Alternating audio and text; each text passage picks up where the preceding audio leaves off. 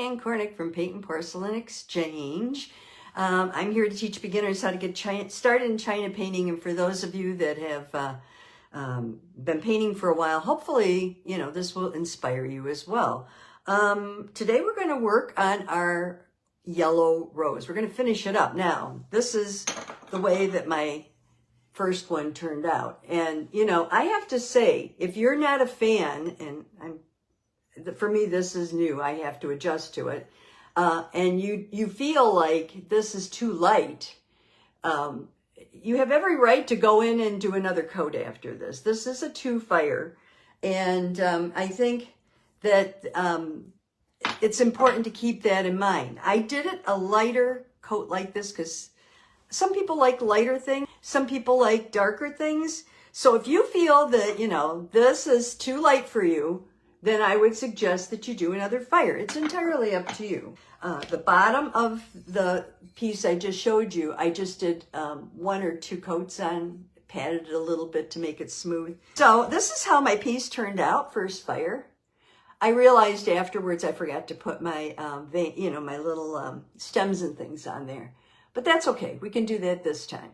And if you're new to China painting, what we do after it comes out of the kiln, it's usually, if you run your hand over it, you can usually feel a little bit of sandiness to it. This is a rubber, it's like a sponge on one side, and it's a sandpaper on the other, and I just rub it until I rub my hand over it and it's smooth. If you don't have one of these, I would say use like a paper bag. Okay, colors for today, we're going to use primrose.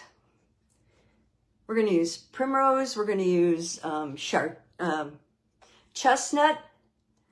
I also have mistletoe, which is a taupey green, like I mentioned before. This is warm brown green. Oh, by the way, for mistletoe, you probably could use like an antique green or something. But then you'd want a lighter color on here. Meissen brown, which we're probably going to use for the background this time. I'm going to use a filbert brush, and I'm going to use that for the background with the Meissen brown. I'm also going to use my 1/4-inch brush because I love my 1/4-inch brush and I use it to death. And then, of course, I have a liner or a pointer, something skinny like this that I can put the little vines and things on with. I also might go even smaller than that and use my itty-bitty one. But okay, so we're going to work from the back forward because basically we're going to kind of put a wash on, wipe out some of the highlights and things, and that will get us going. Okay, so I'm going to start with my filbert. I'm going to put some oil on it, and I'm going to fully load it with Meissen. Just fully load it. So full load, for those of you who are watching, they've never watched before, you just do this and kind of wiggle it as you come out. And then if you think it might be too heavy, you can always test it on your tile. Next to me, I have a tile, blank one, and I also have paper toweling. But I'm going to just start out because I know I can move it around even if it's too dark. So I'm going to start here, and I'm just going to feather it in from the edge. Now, when I say feather, I mean way back on my brush. I'm holding my brush way back here, and I'm just lightly coming in. I'm going to do it up here. Now this is a box. I will put a little yellow here and there just to give a little light, but you could cover it all with brown and nobody would care. So my light is coming this direction. Let me, before I get too far along, put some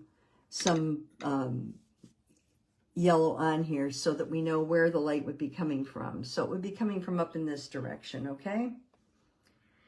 That's, I think, the only reason that you put a little yellow on is so that you know which direction the light is coming. And you could pull it through and maybe put it like this across the piece so that it's kind of dancing through the middle of it, which is fine, and out the other end.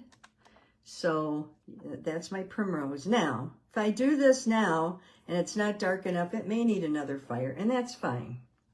But we're not going to do the extra fire on here if it needs it. So, okay, it's best to paint towards yourself. So I'm going to turn this, and I'm going to start painting the The only thing is, if you paint towards yourself, it can make the first stroke kind of heavy. And so if you don't want that to happen, you might want to do the first stroke this way. See how I'm doing it on the edge up there? And pull it in and then pull back this way. Because I want that yellow to stay in there. And you can go right over the tops of some of these flowers and things. That's fine. I'm going to, now here's a rose right here. There's a rose here and there's a rose here. This rose ends about here, and I'm going to put some dark around there where those leaves are, just kind of as a shadow. Okay, and I'm going to pull it across here. There we go. Just a little yellow there. Okay, good. And then I'm going to come over here and do the same thing. I'm going to keep adding dark, dark, dark, dark, dark. There we go. This side of the rose, see the rose there? This side of the rose is going to be darker, so you can go over that side of the rose with the dark brown too. Okay. Need a little more oil. But down here you can do an interesting thing. If you're very careful and go very lightly, you can just kind of, you might have to wipe some of the paint off of your brush. You can just very lightly feather it over that yellow and get a real interesting color there. Okay, now this side of that rose is going to be dark. There we go. It's going to be in the shade. The middle of this is going to be in the shade. This side of this rose, the sun's coming this way, so this side of this rose is going to be dark. Okay, and maybe these guys up in here. Now, you don't have to go over it all with dark if you don't want to. It's entirely up to you. But a good background wash never hurt anybody. You can always take it out, pull it out as you need to. You can see where you wanted it dark on your leaves just by the way you painted them. So you might want to take some time and go over those leaves and just make them, there we go, make them dark in the areas only where you wanted it to be dark. But that's entirely up to you. So just put the color on and play with it right now. If it's, I wouldn't, you know, if it sets up, it's going to set up and you're not going to be able to move it much unless you use a totally open medium, which I don't. So if that's the, you know, if you don't like it and it's not exactly the way you want it this time, remember you can go back and change it the next time and add more and take more back. The one thing you want to do is make sure you cover all the edges and make sure that you cover all of the china that you want covered on this coat, because if you go back on the next coat and try to add fresh color on white china where it's blank, what you're going to end up with, and a lot of people find this to be true, is you're going to end up with a, oh here, I need to take off more of this here. You're going to end up with a very patchy looking piece, because what happens is, if you go back on the second coat, and most of it has one coat on it, and the other, and some of it doesn't, the area where it doesn't have it on is going to show up as like almost like a patch. It's going to stand out. So make sure that you at least get some color on everything. If you're doing a solid background like I am. If you're doing a background that's only close to the flowers and not all the way around, that's fine. Okay, I think I'm pretty happy with that. So I'm going to clean my brush because I noticed the last time I used this brush, I apparently put it away and hadn't cleaned it. And it was, well, disgraceful is the word I would use. Okay, so now, how do we wipe out? In order to wipe out on here, I'm going to keep my line drawing close by because I want to make sure that I know where everything is. When you see it this way, it's kind of hard to figure out where you put everything. So I'm going to start with this guy up here. And I've got turpentine on my brush, and then I wiped it extremely well. And I'm just going to kind of lightly lift the paint where I want to lift it. You can go in and pull off the color by using your outline, keeping your outline close by. So my line drawing here, and what I'm using is the line drawing for is to help me figure out how the rose is on there. Okay, I'm pretty happy with the way it's turning out so far. And I'm just pulling it around. And I'm going to take a little bit of chestnut. So I'm almost going to repaint it kind of like we did the first time. Put a little chestnut up in here.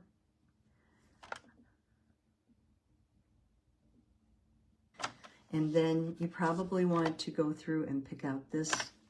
There's a leaf here too, so let's, a petal rather, so let's pull these petals back a little.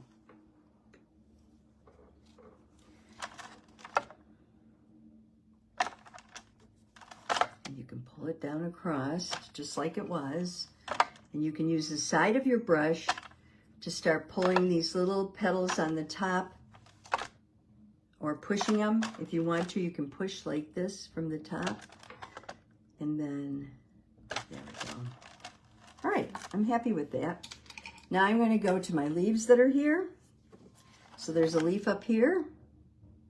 And I'm just going to take my turp on my brush, wipe it out a little,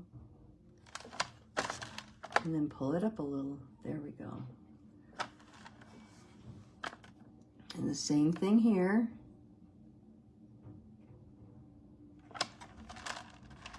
And then pull it up a little. Now, if you want to leave some of that brown on, like here, then just do the area that you don't want to touch, like that. Same here. You might want to leave a little of that brown on. Then just do the area that you don't want to touch. You can always put the brown back on, too. You can take a warm brown green, side load it with brown, and just put the dark back in. So now that's kind of what I'm doing. I'm making these leaves the way I want them to finally be. So if you want them to be more green, oops, that's too green. You can do that. If you want them to be more brown, you can do that. I'm just going to put a little highlight on that one. Look at that. Isn't that pretty? I'm going to put a little highlight on this guy too. I kind of like that. And I'm going to take a little green on my brush and just sort of do the end. Now, here's my thin brush. What I would like to do, oh, there it is, okay. What I would like to do on here is put in some stems and also put in some veins. So here's a vein, and here's a vein. By the way, you don't have to put them both on the same side. You can put one on each side, it doesn't matter. You can do this with a small brush like I'm doing, or you could also do it with a pen. Some people prefer their pen. Some people prefer a very, very fine liner. Let me get my liner here. Here's my liner, like this, scroller, and they'll do it with that. Let's see if it makes a difference for me. Sometimes it does, and sometimes it, oops, sometimes it doesn't. You see what happened there? I must have had turpentine on my brush, and I got the turp on there. Doggone it. I'm just going to put some background on and feather it out and get rid of that. Well, it's still, I can still play with it a little bit. There. That was a shame. Okay, so now let me do this.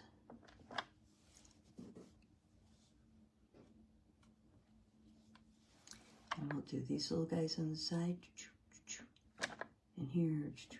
Ah. See, I almost prefer to do them with a pen or an eraser, but okay.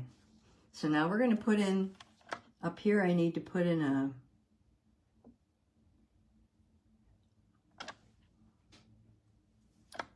put in a little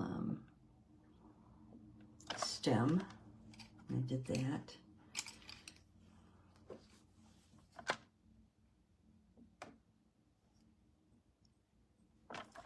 Okay, let's go down here. I've got something on this brush. There we go. Go down here and just kind of wipe that out a little. And we'll go down and see where we are with this guy down here.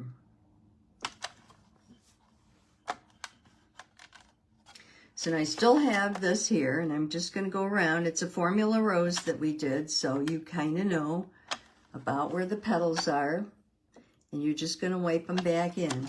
If you want to do something more that's easier to see, you know, you always could do it with a darker color so it's easier to see on the second fire. This is a more difficult thing to see on the second fire. Just wiping out. Putting a little highlight on some of these. I love using the brown because the brown makes the best highlights, I tell you. And if I don't know what this is down here, I have my line drawing handy. I can look at it to make sure that I'm putting back in the same thing that was there before. Okay, so I'm just going to add in a little green. That's just my preference here. Oh, did I say a little? And then I added in this huge glob. There we go. Get it down in here.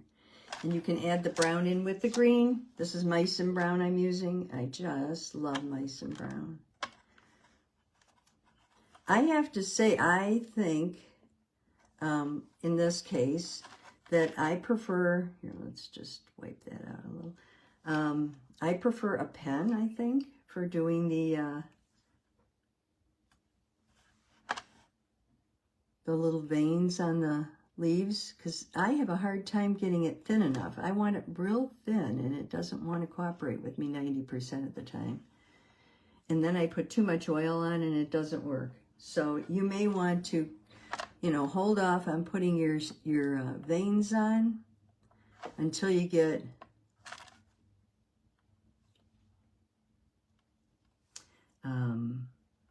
a pen, and then do it with a pen.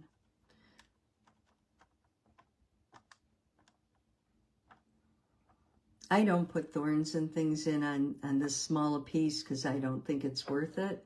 You can take your liner like this too. Take a little brown and just outline some of these leaves. Sometimes that's all it needs, just to make it look a little more realistic. Give it a little definition.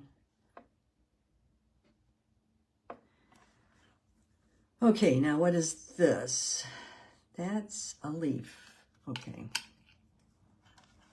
So I'm going to take my leaf, I'm going to turn it around here, and I'm going to, it's hard because everything is wet. Pull it a little, and then pull it down. There we go. Okay, and I'm going to give it a little.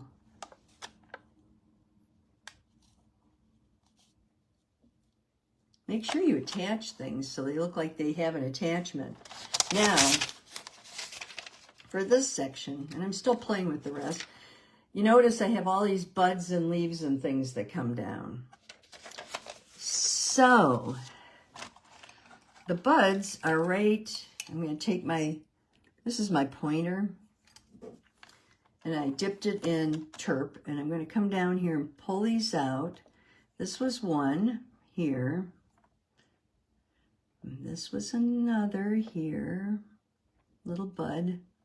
There was the base. And then it went back this way, okay? And then we had a couple leaves just off this way. I'm just wiping them out right now so I can find them.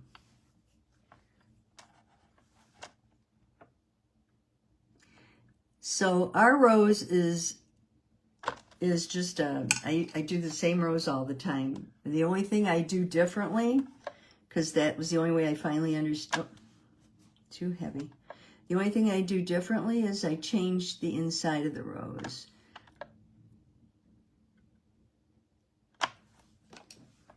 So by that I mean, for those of you that missed it, I'll show you Gladys's beautiful roses. She, I have a thing here with it on. Let's pick the good ones. I think these are the prettiest on this one. Do you see that there? So she does the same rose, the base, the cup, and then she pulls the petals around the outside. Then, and it's the same on all of these, then the only thing she does differently is she'll cut this way, this way, this way, this way, this, and that's what makes each rose different. And to me, that was like, I finally understood it. Wow.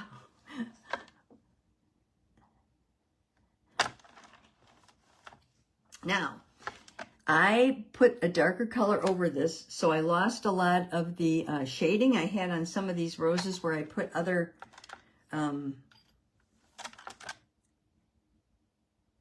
there. So if you make the side a little darker, like I just did here, and then you take and you, I like to use my Paintnporcelain, but wait, I have a new one. This one I got in Indiana, and if you just go like that, there we go. And then we'll do one down here. Yeah, that's good. Look at that. That's pretty. Okay. Just wipe out the color. There we go. And there's a petal. There's got to be a petal down here. There, that's better. Like I said, if you get this done and you go, oh, it's too muddy and I don't like it, then, you know, you can work on it, put more color on it and things like that. That's entirely up to you. I'm taking the brown now and going around and kind of adding a little bit of definition to some of these petals. I'm deciding which one's on top and which one's below. So we have 1, 2, 3, 4, 5 petals. That's what I always do on this. I paint in the top. I pull out the top a little bit like this, up this way, and then I paint in the 5 petals. And then if you want to add a petal across, you can. There we go. And this one has one down here. There we go. And this guy I haven't figured out yet. And then down here, I'm just going to start wiping out some of these so I can at least one little side of these so I can see what I have down there. I have a couple of them down there, a couple leaves. This one I think needs a little more on this side. There we go. And now this guy back here. Before I do that, I'm just going to take a little more of the pecan and do the tops of these so they're a little better rounded. Oh, come on. You know, sometimes you can't get your paint to cooperate to save its soul. Okay, and then I'm just gonna, little C strokes, that's all you do up here, just to make it look like you've got some petals coming into the middle. Okay. All right, let's try this last one over here. Now, this is the line drawing I'm working from right here. That's this guy.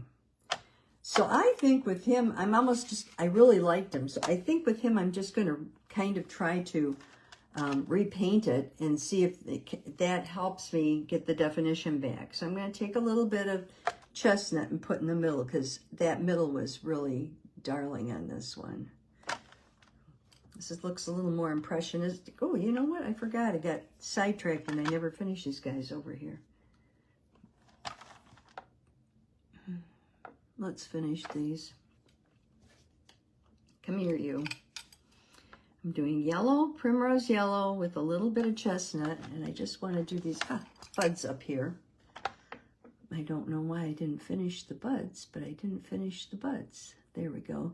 It's a little bulb on the bottom, like a little circle on the bottom, and then you just pull it up, and you try to keep your, here we go. You try to keep your dark on the side away from the light. So we know that the sun is coming this way across. So that's what you do. And then you put a little bulb on the bottom, a little circle.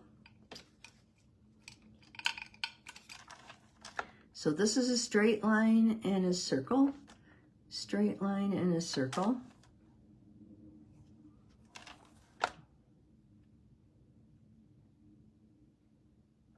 Okay. And then at the base of that, where was I here? You do a little circle and you connect it to the bottom of the bud. You can also pull little leaves up by, oh, come on. You need more oil. If your paint won't do what it wants you to, you put a dot and pull it up. A dot and pull it up. Ah, come here, you. You can even do it on this side. There, see? Okay, I kind of like that. And then you put your vein in.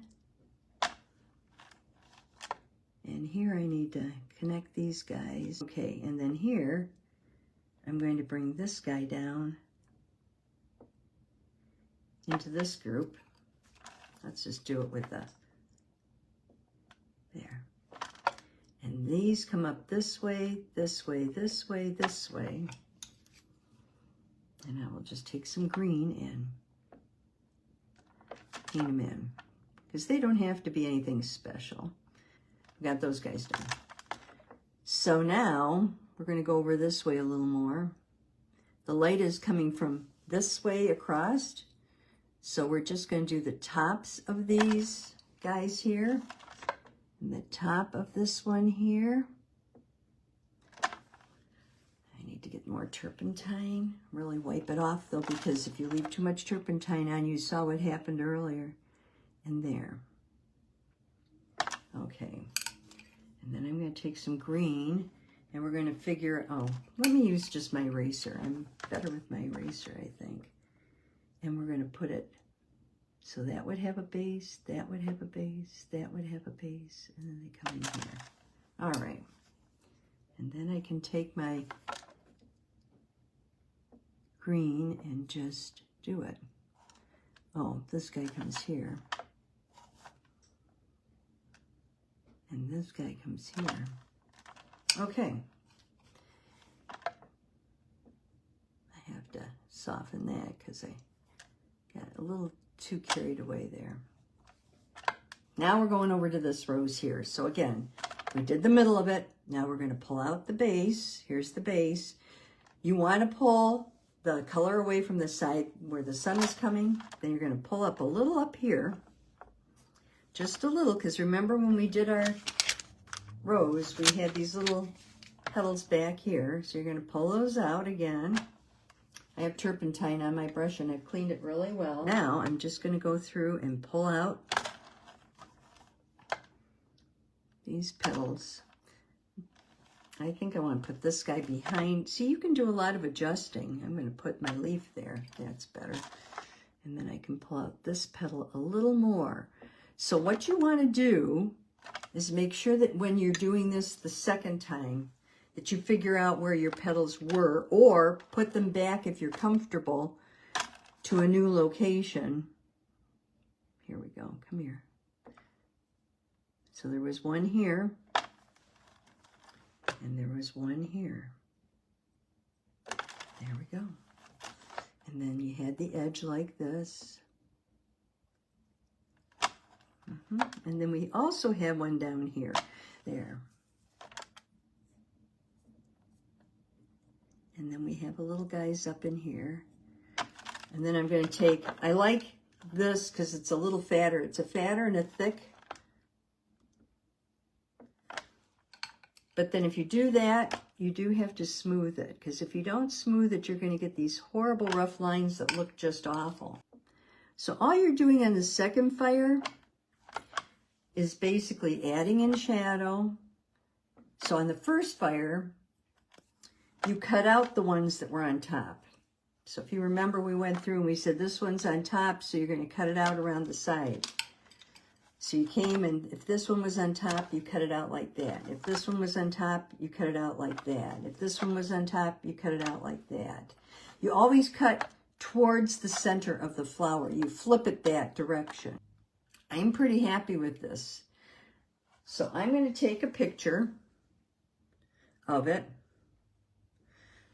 I'm using my dry brush now just to go around the edges to make sure that everything has some paint on it, because like I said, you don't want, next time you don't want to come back and have something without paint on it.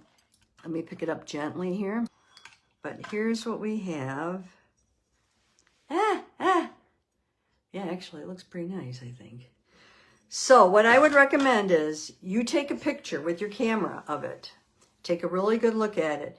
If there's something like a shape of a flower or a shape of a petal that you don't like, you need to change that before you fire it. If it's a matter of just the shading, like you want a little more brown somewhere, you want a little more depth somewhere, don't touch it, okay? I think one of the problems that we have with China painting is that we want to touch everything and keep playing with everything. I'm as guilty as anybody else. So look at it and analyze. Well, thank you for watching. Pick up those brushes, keep painting.